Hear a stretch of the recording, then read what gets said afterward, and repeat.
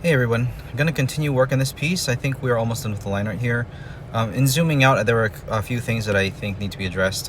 Like some of the hatching is wrong. I was just kind of following the sketch kind of mindlessly. But I do notice some things and I'm just going to fix them right now. Just maybe add some hatching down here. Oh, wrong layer. Oh, that is the right layer. Wrong brush. How come it's not black? Oh, the brush opacity. Okay, there it is. So I think we're just gonna add some like maybe shading down here to make it look like there's a larger shadow under the knee.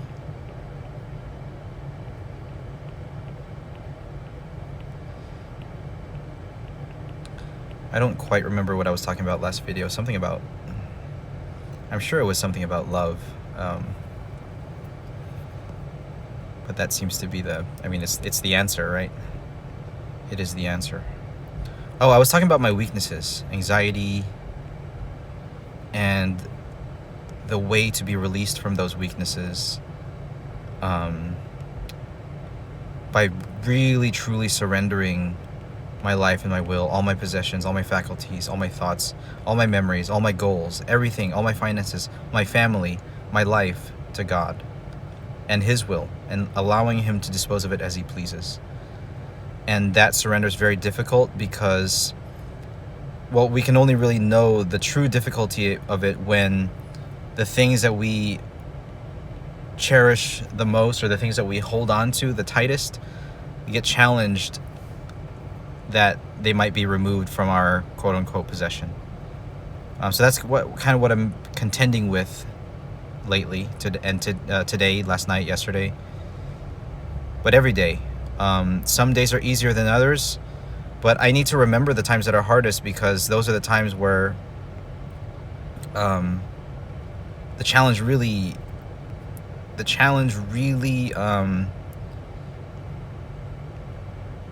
takes its greatest toll, or requires the greatest toll. Like, hold on, let me make sure that this is like coming up from here and that it's actually following a flow, and that it looks like actually folds in the dress here.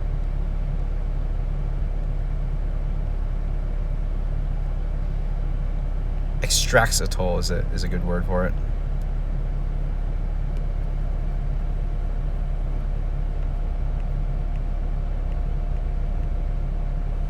For me, you know, I don't really want right now yet to talk about the things that are specifically challenging to me. I could, but again, there are some things that are still too personal to share on Twitch or YouTube. And I'm just going to speak more generally. But think of the things that you hold on to the most tightly. And it means even good things. It means giving up even the good things, because I'm not just talking about, your vices, or things that you need to give up, or habits you need to break, things like that. I'm talking about even good things in your life and allowing God to use them however He pleases. That is a truly difficult surrender. Even the goods. Sacrificing the bads because it's a good thing to do, like, that's already kind of what you have to do. It's already something that you're supposed to do. But sacrificing the goods is like, it's much harder. I think this is good. The foot is a little bit big, actually. I might compress it a little bit. Compress, like that. Yeah. Like that. I think it was maybe the way I drew the toes. Maybe I drew the toes a little bit chunky. Maybe I'll just take the toes and squeeze them a little bit. So just the toes here.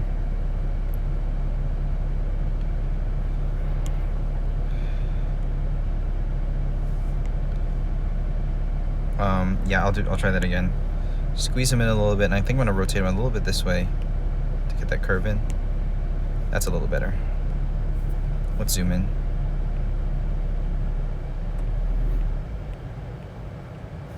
Get some shading in there. Okay, so I'm gonna work more on La Santa Muerte. which is a misnomer. There's nothing santa, nothing saintly about it, nothing holy about it.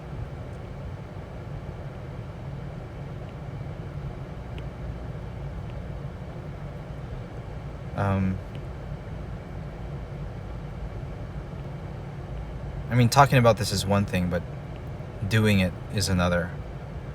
Like I said, I was tested in the past couple days. I felt under threat. I felt like I was going to lose something.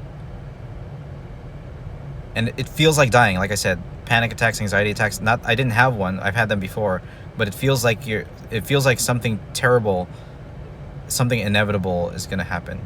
It feels like I'm going to have a heart attack. It feels like, I don't know, something like that. It's irrational because I know it not to be true. I understand there's cognitive distortions. I've done some cognitive behavioral therapy before.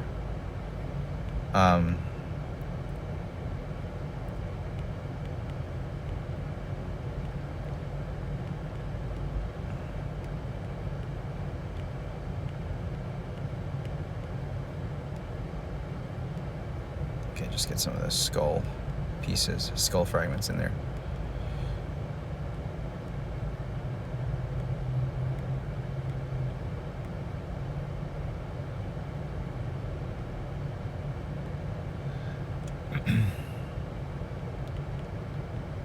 But yeah, it's one thing to know and another thing to feel, and yet another thing to do.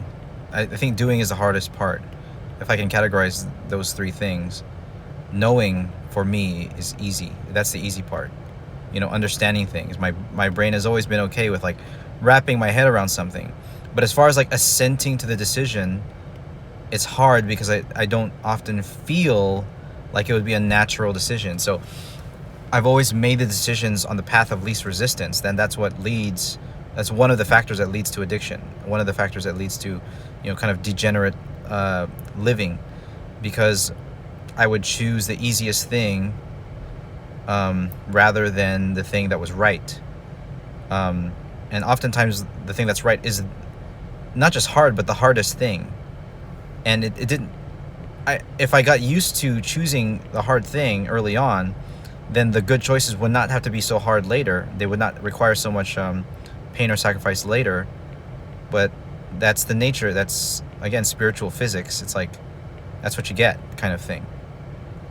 So now, things compound negatively. Like I know in my mind that I have to make up for a whole lot of damage, whole lot of stuff to a number of people. So let's get an expression here on the skull's brows.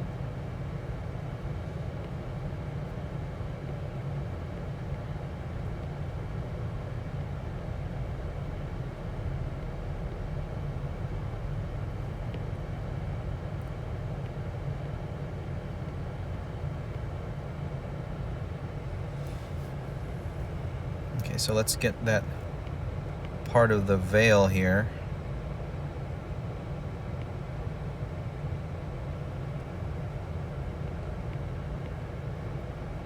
So, without speaking too specifically about what it is that needs to be done or sacrificed, it's simply when things get tough, there is a hard decision that I often know needs to be made, and I have such a hard time making it, especially when the anxiety, which is a physiological thing, kicks in. And there's so much like things out there to address the anxiety itself that don't actually address the stressors, which I think is a fine. It makes the emotions more manageable. Things like meditation, things like note-taking, things like recall, sharing, things like having a good social life. And those are the very things that can keep us healthy to begin with. But sometimes the stressors themselves are like so, an elephant in the room that even no matter how much you try to, I suppose, escape it, it's almost as if even good things can be seen as medicating. Like talking to your therapist can be seen as medicating if you're not, or like, you know, like medicating as in like the temporary kind of medicating, if you're not actually addressing the problem itself. Like you can do breathing exercises and meditating all you want because, you know, you owe like taxes or something. You owe thousands of dollars in taxes that you can't afford. But the meditation can help you manage your emotions, but it's not going to address the taxes itself. So the stressor stays. And ultimately, you know, when it comes to mental health care, self-care,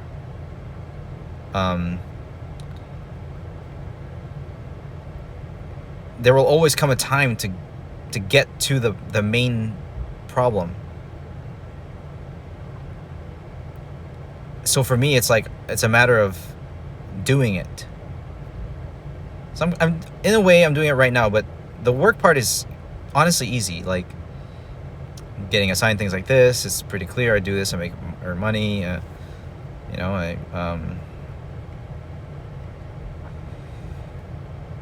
the assignment's clear.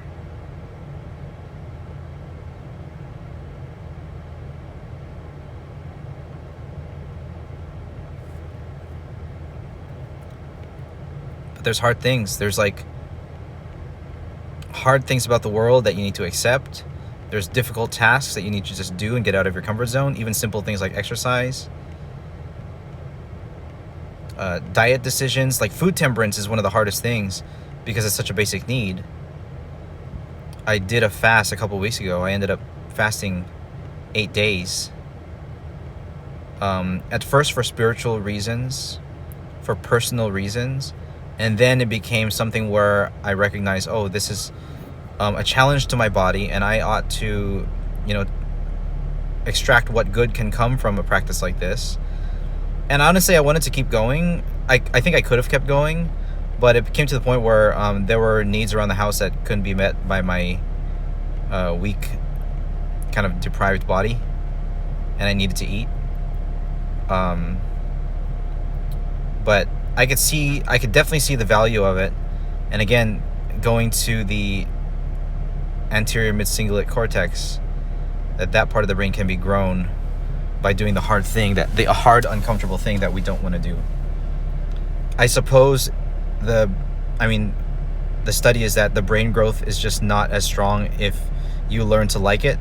So over time, the growth effect from cold showers kind of tapers off. The willpower effect that you get from cold showers tapers off.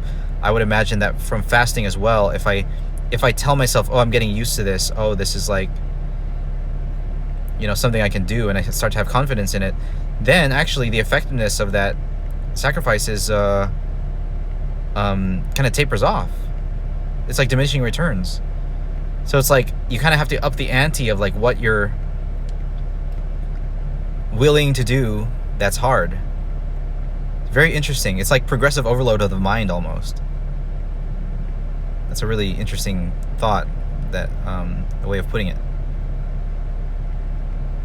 So it's something for me to think about. Progressive overload of the mind. Let's get some folding in the clothes here. And I'm gonna have this sort of rugged texture, rugged and tattered texture.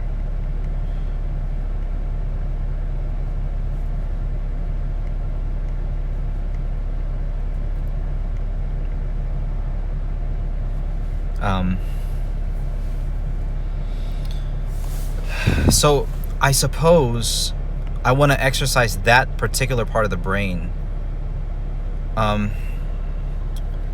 Because for me, I suppose for me that sense of mortification is maybe going to be the key to unlocking diligence. Being the main virtue that I want to build. The main one. There's a lot. Courage that I need to build. I need to build courage over my fears and anxieties.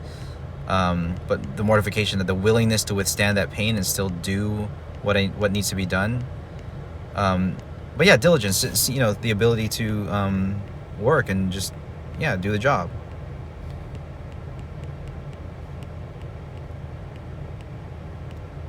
In spite of, or despite, I know I always get those two phrases kind of mixed up.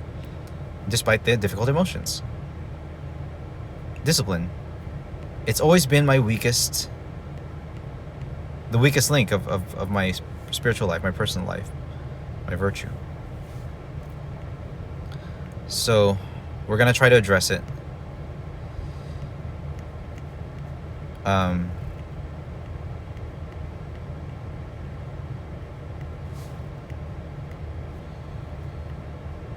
And that means, like, when I say progressive overload, it means I need to perhaps, like, I can do it first with exercise. Things that are physiological, like exercise and fasting, that could be an easy thing.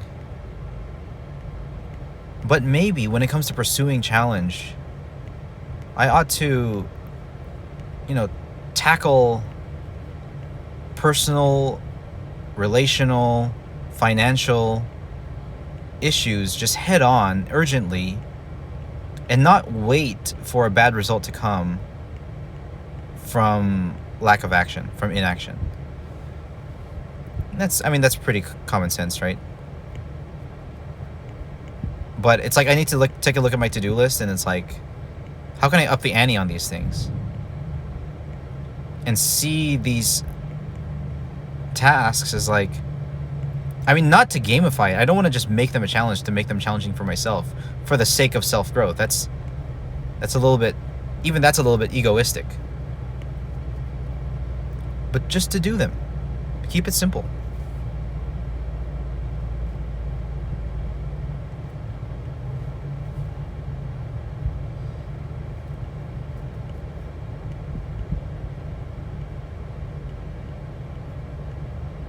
So I kind of enjoy bantering this way while I'm doing line art. Again, line art seems to come naturally to me. I guess I've kind of grinded it out enough where I can kind of just do it. I don't know if this is coming out good, but if I zoom out, it's getting the message across of the piece.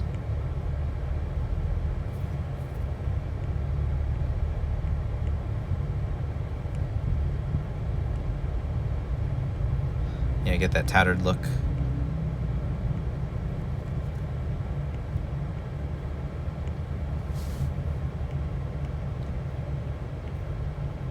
This is the veil, part of the veil here. Yeah, we need to make sure this is distinctly a veil, so let's bring this down here this way.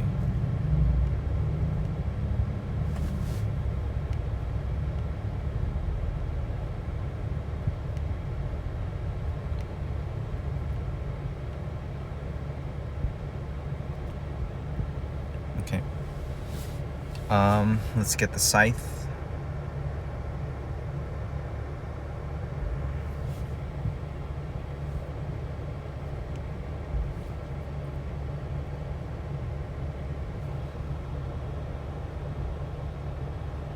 Okay. Gonna turn down my AC a little bit.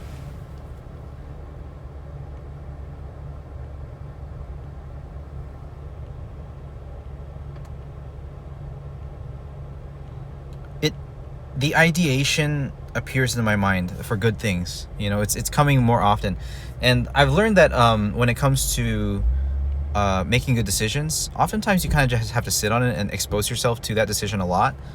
Like something like exercise, like with cooking, if I expose myself to a lot of cooking videos and I have to cook every day anyway, I end up absorbing a lot of that information, even if I've like watched it a while ago. Just the general principles of cooking. So with exercise videos, I've been watching some of those too, and I kind of just if I'm not taking physical notes on it, then I kind of take mental note of it, and it kind of absorbs naturally over time. Of course, even this kind of sounds like path of least resistance kind of thing, like something that can come easily or natural, but I need to be deliberate. I can be more deliberate about these things, like really take the notes, make a plan, and then do it, and have that diligence of doing it. It's like all these passive strategies that I'm talking about are just not going to cut it. They're not going to cut it for the needs that I and my family have.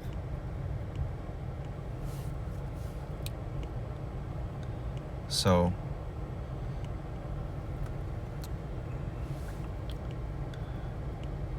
I never liked the idea of like exercise for the sake of exercise, like exercising for aesthetics, until I kind of absorb it into my Catholic faith, where it's like my life is not about me, my life is in service of others.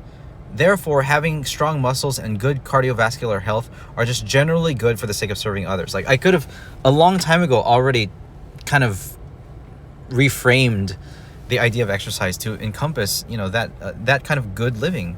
It's so simple. But I guess my mind was in a frame of such selfish like egotism that I thought, oh, the only reason that I would exercise and the only reason that people exercise is because I don't know, they want to be noticed or they want things for themselves or something.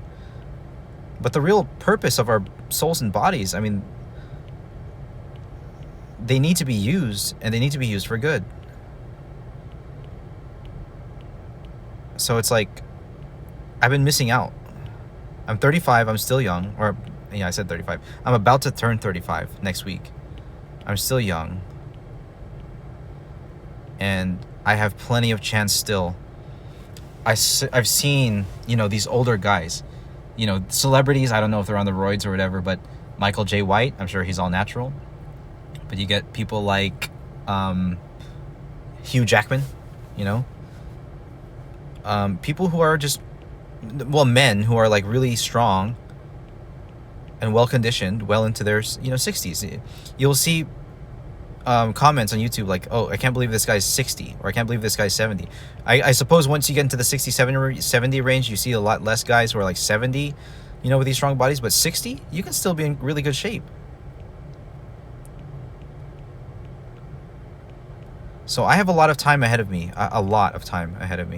still, with which I can master myself, master my body, serve those I love, serve those in need of love, and become one with love himself. This, we can get these a little bit more thin, this pinky especially.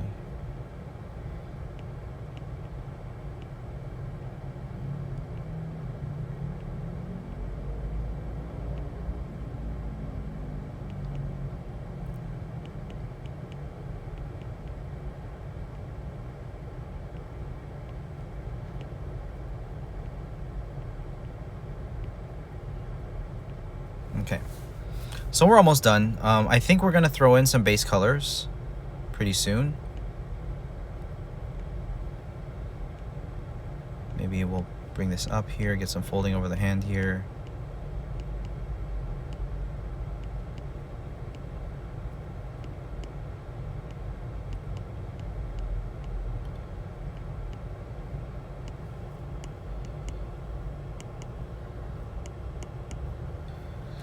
Okay.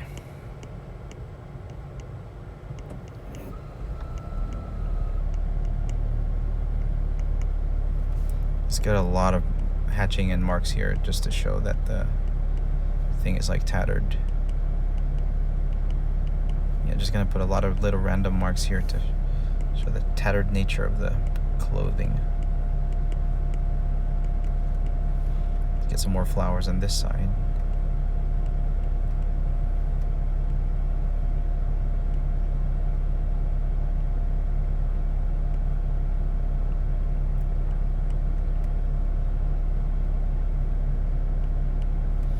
And when I do the flowers, I kind of want them to be like make sure they're like discolored. This petal is too big.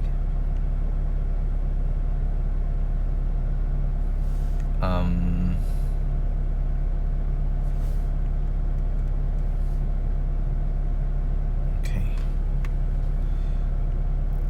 There are usually like patterns on the Santa Muerte where I'm just gonna maybe make it like a border here around the eyes. And then there's like some kind of head symbol. I don't remember. It's like sometimes a heart, sometimes a flower, or something like that. But the commissioner said to hide the the moon of Islam on the Santa Muerte here. So I think I'm going to put it like right around here. The crescent moon of Islam. I don't think that Islam has anything to do with the Santa Muerte, but this is, I guess, the commissioner's take on it.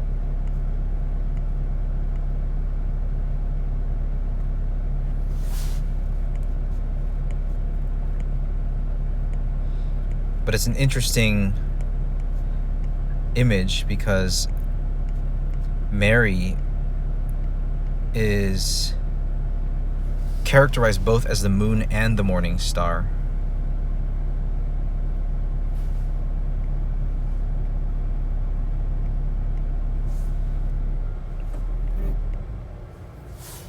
Okay, this is good. Oh, this is nice, yeah. We'll get a little bit more flowers over here.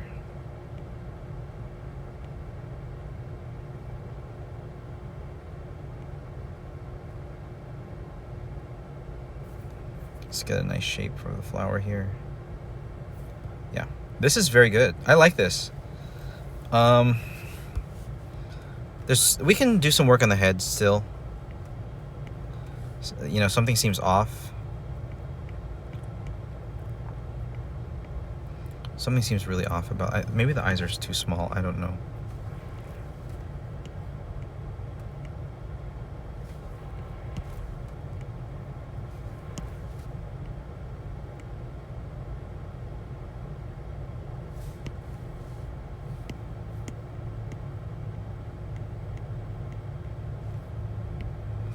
Kind of bring the face down a little bit to elongate it.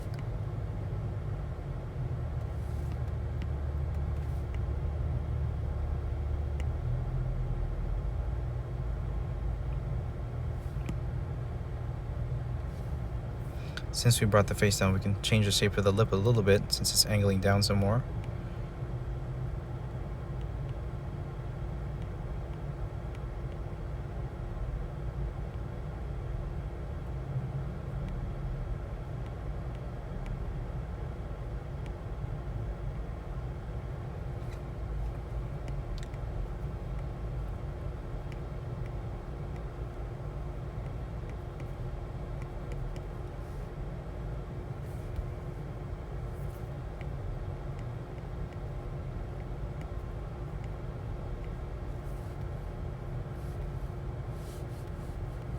Something about the way it goes around the head I think is off.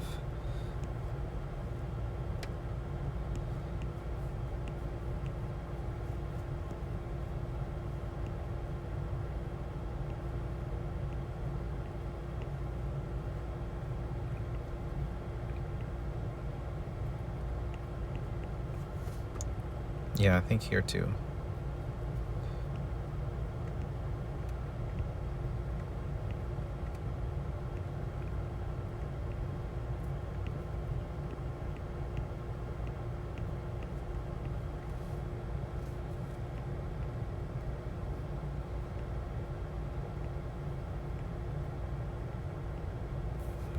Okay, mirror.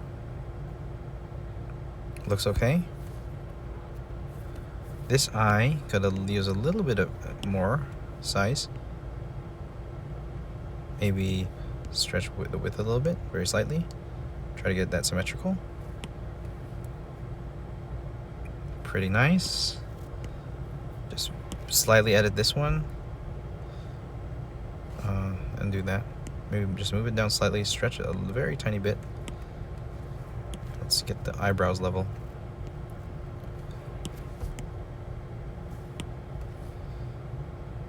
Again. Just kind of trying to level both eyes.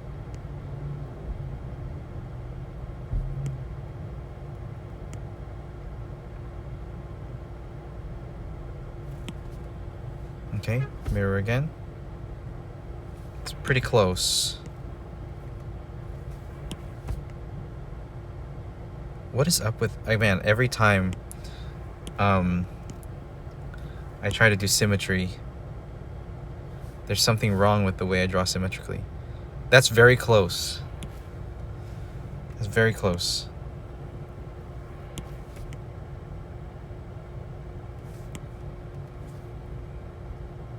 That's good. I think that's good.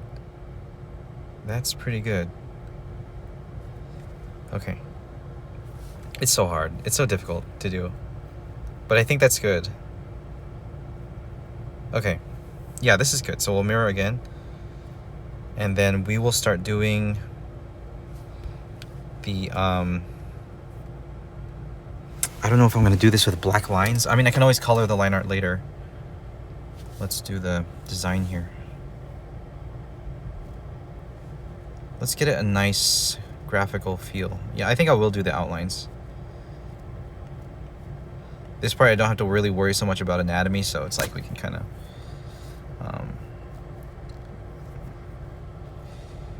do this. Just gonna trace this. Make a nice curve like that. Yeah. Let's go around it slowly. And then we're gonna hold to try to make a nice curve. Hold here. Yep. Try to twist it around a little bit. There, that'll do. Maybe thin it out very slightly here.